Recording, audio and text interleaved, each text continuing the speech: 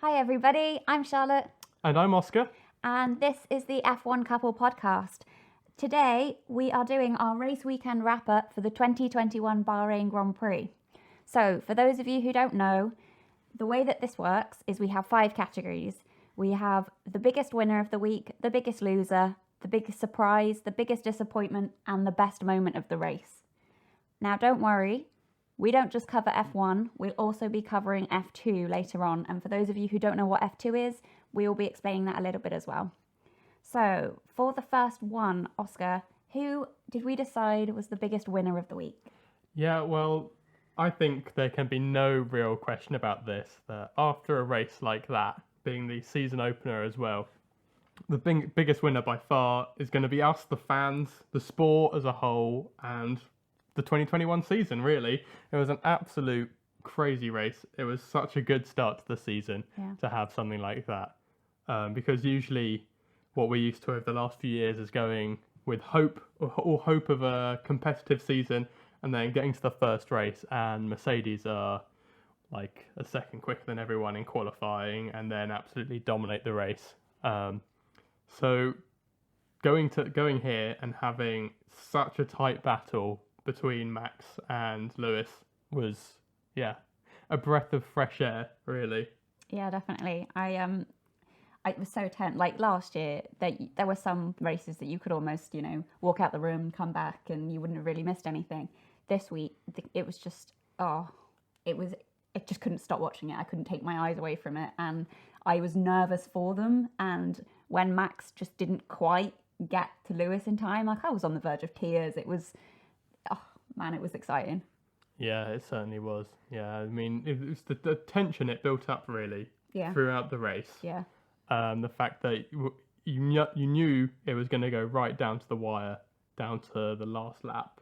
From quite early on, really, it just really built up that tension inside you and made you so excited for that climax. And it certainly delivered. It certainly didn't disappoint. I actually don't think we would have had as big a climax as we did. And I think actually Max would have won if Red Bull hadn't stuck to their strategy and pitted him earlier.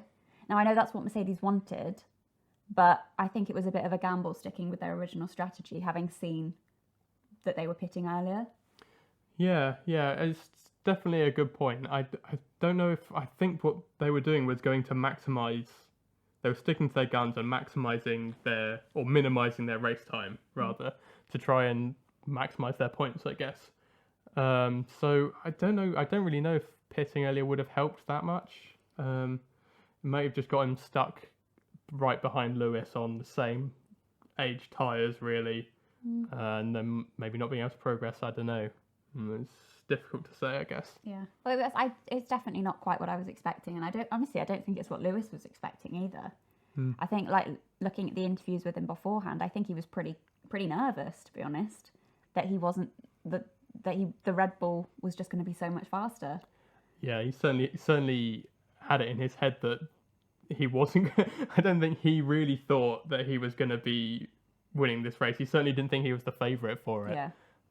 But he has certainly showed his class, I think, during this race. Anyone who's doubted him, who's saying, "Oh, well, he's always got the best car. That's why he's the 7-time world champion." Well, just watch this race. He does not have the best car, and he's used every ounce of his skill to still grind out the win there. Yeah, and I mean, he had no tyres left at the end either, which was... Yeah, I mean, he's always been fairly good at that. Yeah. Managing the tyres, managing the gap, and, minimising his race time. Shall we move on? Yeah, I think so. I'm very excited. I'm really pumped about this season. Yeah, definitely. After this race. Cool, so... The biggest loser. We kind of had 2 for this, but I think. Yeah, I mean, anytime where there's the opening race, I think there's going to be probably more losers than winners. To be fair, because reliability is going to be a bit of a problem there. Everyone's maybe a little bit race rusty. I know they're like professionals, so they shouldn't be, but I think that's only natural as well. Yeah, and I think the thing is as well, like they had so little practice time this year. Those people that have switched teams, they've really had to get used to things quickly. Like Perez was saying, like, he's still getting used to the car and he can feel himself warming up to it, but he's just not quite there yet. And I think with an extra couple of days of practice like they normally would have, then it would have been maybe a little bit different. I don't know. Yeah, I think certainly with Ricardo as well, because we know how quick he can be. Yeah. And yeah, he was not on the pace with Norris at this very first race. And I think definitely they're used to having 4 whole days of testing in different conditions in that testing period, but only having that 1.5 days max. And that's if they have no reliability problems at all. Yeah, I think it's probably been more difficult for those guys changing teams. Anyway, who was our biggest loser? Well, I think on balance we have to go with Vettel. Oh, It poor Vettel. really was not a good weekend for him at all. There was the potentially controversial penalty that put him back down to 20th on the grid. Yeah. And then, I mean, he just drove into the back of Ocon. Yeah, it wasn't good. The penalty thing is probably I've not looked at any of the replays. I've not seen any replays of it or anything, but probably on balance, I imagine the stewards would have come to the right decision there. I mean, Twitter just blew up though. Yeah. It was like, why, No one wants to see bad stuff happen to Sebastian. I mean, he's had enough bad luck as it is, and this was just another weekend of that. It just sort of epitomises what his last couple of years have been, really. Yeah, and then it was qualifying as well. Yeah, I mean, going out in Q1, I don't think we were expecting that. We weren't expecting the Aston Martins to be right up there at the top where they were last year. But going out in Q1 was, pretty poor. And I think that will bring us on nicely onto who our other sort of option for a loser was, and that's Haas in general, because they had an absolute stinker as well. I'm not going to repeat it, but it does make me think of the Steiner quote. Yeah. If you know, you definitely. know. But yeah, I think, right, first of all, Mazepin. Yeah. Speaking of F1 Twitter, it just kind of exploded, didn't it? Everybody wanted that to happen, but I don't think anyone expected that it was going to happen. I don't think anyone expected that it would happen quite so quickly. Yeah. That he'd be out at turn 3. Yeah. It wasn't good. It wasn't a good weekend at all. He was spinning in practice, spinning in qualifying, spun out in the race. So an absolute dire weekend for him. But the Haas just looks completely undrivable, because even at the restart, after the safety car at the beginning, Schumacher was spinning around as well. So it just looks like a bit of a dog of a car to drive. And if they're not doing any improvements on the car as well, it's just going to be a bit of a nightmare season, I think, for both of those drivers. I don't think they're going to have a fun time, really. Yeah. I mean, why do you think Mazepin struggled so much more than Schumacher? Do you think that he just went for it too much? Do you think he shouldn't have gone up to F1, or? I think there are better drivers who could have gone up. I mean, look at Ilott coming second. I think he would have probably been better suited to going up, but obviously, as we know, Mazepin is bringing that money, and that's really what Haas needs. Yeah. But he's still a quality driver. He still won races in F2 last year. He's still probably good enough to drive these cars. But maybe not the Haas. Yeah, just maybe not the Haas. If he was in a more stable car, I would imagine he wouldn't be spinning quite as much as he has been. It just doesn't look like a fun car to drive, to be honest. Okay, so biggest surprise of the weekend. Yeah, well, again, some good candidates, but I think if you sort of bend what you call a surprise, I think Perez probably, because you would expect him ordinarily to be up there in the top 5 anyway, but given that he went out in Q2 and then he looked like he wasn't even going to make the start when he broke down on the formation lap. Coming back from starting in the pit lane, I think he did a pretty good race. Yeah, I think with him it was just I know he got driver of the day, but like for me, like I just think he was kind of underrated as well. Like I don't feel like anyone really covered him, and he just sort of snuck up the leaderboard. The leaderboard. There we are. Thank you. Well, I think it was covered a little bit. Well, you often saw it sort of during the opening, I don't know, 10 or 20 laps, where they had the little screen coming up in the leaderboard that was showing his overtakes, which was pretty nice. I like that they're doing that. It means you can see all the little battles going on further down the field, even if they're showing the main excitement up the front. I was going to say, maybe it was just me that I just was so focused on the Hamilton Verstappen business that I didn't notice it. But for me, it was a surprise because at the end I was like, oh, he's like, was he P5? Yeah, he was P5 at the finish. Yeah. I was like, when did that happen? But yeah, he didn't have a good weekend, did he? It was just one thing after another. Like it was fairly poor. Well, it was a bit of a risky strategy move with the qualifying. Yeah, I think it wasn't that bad. He was only like 0.3 behind Verstappen. Yeah. I mean, on the same tyre, and he had pressure on during that run as well because obviously he's got his lap time deleted on his first run in Q2. It's annoying to then go out in 11th place. Not what Red Bull would have wanted, certainly not what Sergio would have wanted. But yeah, he did a great race to come back and get 5th. Something that I think maybe if Albon was still in that car, I'm not sure he'd have been able to do that. Yeah, I think there was a lot of pressure on him as well because obviously Gasly and then Albon struggled in that the second Red Bull seat, so got to break the curse. Yeah, I think he did remarkably well. Yeah, I'm impressed. Especially in his first race in that car, I think it's just a sign of what's to come. Really, that he can really nail that seat down. I'm excited to see what he can do for the rest of the season. Cool. So, biggest disappointment? Yeah, well, again, there are probably a few candidates, with reliability problems, but I think the worst of all would be Alpine. Coming into this season, you'd hope that they'd be like right up with McLaren, with Aston Martin. I guess they've sort of slipped back a bit too. So they could have certainly been the most disappointing. But yeah, Alpine just didn't have a particularly good qualifying. Ocon went out in Q1, interrupted by the yellow flags for Mazepin's spin. But Alonso is looking class, but obviously DNF'd. So yeah, that was very disappointing. But just not a great weekend for them. Not a great weekend for me because I had them in one of my fantasy teams. So did I. Yeah, so yeah, I'm also disappointed in that respect. Yeah, right. Shall we move on to our favourite moment of the race? Yeah.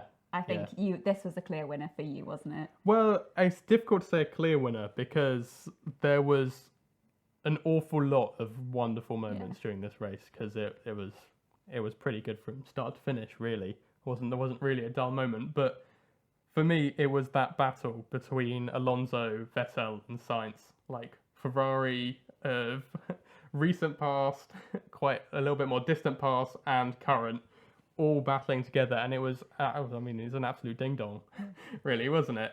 The Sky commentators were loving it, weren't they? Yeah, it was good battling. Like they're going, one of them goes past, then the one from the back goes back past, and then it was crazy. I absolutely love that. That is what Formula One is all about: wheel-to-wheel action like that between 3 different teams, all running very closely together, and clean and wonderful racing. Yeah, nothing else to say. It was wonderful. Yeah. And a top-notch tweet to go with it. Yeah. For those of you who haven't seen it, Oscar put out a tweet that he was rather proud of about that battle. But yeah, I guess that's our roundup for F1. Yeah, I think that wraps it up nicely. Shall we move on to F2? Yeah. For those of you who don't know, Oscar, do you want to explain what F2 is? Yeah. It's basically the feeder series for Formula One. So it has a lot of young drivers and great talent that are coming up, and they get to race alongside them 3 races at selected weekends across the season, and they produce amazing racing pretty much every week. Absolute carnage. Yeah, it's very exciting, and if you're not watching it yet, then I highly recommend that you do because it's absolutely brilliant. It is brilliant. So for those of you who don't know what a feeder series is, it's basically the step below, isn't it? Yeah, exactly. So, it's the rung below in the ladder. Yeah, so Schumacher won it last year. The previous year, was it De Vries? Yeah. Yeah, and then Russell won it the year before. So Yeah. a lot of the top drivers that you might know have come in through that route, basically, isn't it? Exactly. So our winner for the weekend is Oscar Piastri. Yeah, I think it's easy to go with the person who's right at the top of the championship, but I think Piastri had a very good weekend for someone whose first weekend it was in an F2 car. Yeah, definitely. I mean, maybe it's the least we should expect with him coming as the reigning F3 champion, but I didn't expect him to be quite so on the pace the first week. Especially he was pushing in race 1. He was pushing Schwartzman very, very hard, hassling him, and then obviously winning the second race and running very high in the feature race before he got punted. Well, kind of punted himself off, I guess, but yeah. Yeah, that was my biggest disappointment, was the fact that he didn't, didn't get two podiums. Yeah. 2 podiums, but I suppose I can't be too harsh. Yeah. It's very exciting to see him doing well as a fellow Oscar. It's very exciting. Yeah, see, I picked him out last year when I watched F3 for the first time, just because he was called Oscar, so I was his biggest fan. But yeah, he's great. Yeah. So, biggest loser of the weekend? Yeah, I think this is clear, and that has to be Yuri Vips. Oh my goodness! Who just about had everything go wrong. I'm not sure what he'd been doing, but he had some serious bad luck. He got disqualified from qualifying. Yeah. And then he got several penalties, didn't he, across the 3 races? Yeah, at least 2 for various infringements, and I think he had the mechanical as well, whilst right at the front of the second sprint race, I think. I don't know, sort of. The three races in a weekend is very exciting, but I am so confused as to what happened when. Yeah, trying to remember back, they do sometimes blur a little bit, but I'm pretty sure he did a decent enough drive in race 1, but then race 2 had his mechanical problems and had a penalty. In race 3, I think he got another penalty. So basically, it was a bad weekend to be Vips. Yeah, it was sort of a bit of a Vettel weekend. Must be a V problem. So, what was your biggest surprise of the weekend? Well, I think that Richard Verschoor was probably the person who surprised me the most. He had an incident in race 1, I believe, which took him out, either sprint race 1 or sprint race 2. But then in the feature race, firstly in qualifying, he qualified very high up, especially given that he's in an MP car as well. They're not necessarily the ones you expect to be right at the sharp end. But then some great strategy put him right in the leaders mix in that feature race. And yeah, he was showing his class. He was showing exactly what he can do. But then dropped back for some reason. I can't remember now. Did he get taken out, or did he have a problem? I have absolutely no idea. This is the problem.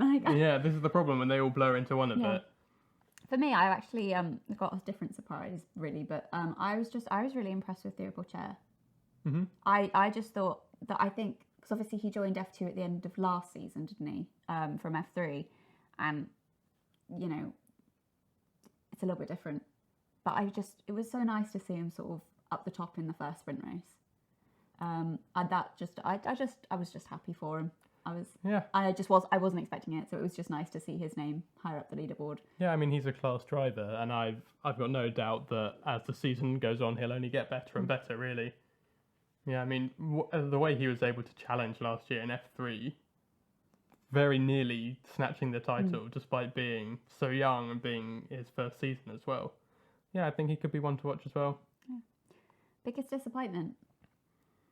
Yeah, well, I think this is Robert Schwartzman. I mean, he just didn't have a good weekend either. And it was just kind of an annoying one. Just lots of little mistakes, really. I mean, he crashed into drivers twice, taking them out on lap 1. Just silly mistakes. Something I wouldn't have expected from him necessarily as well. I mean, he probably is going into this season as the favourite for the title. Certainly the one that people are maybe expecting him to move up to F1 at the end of this year.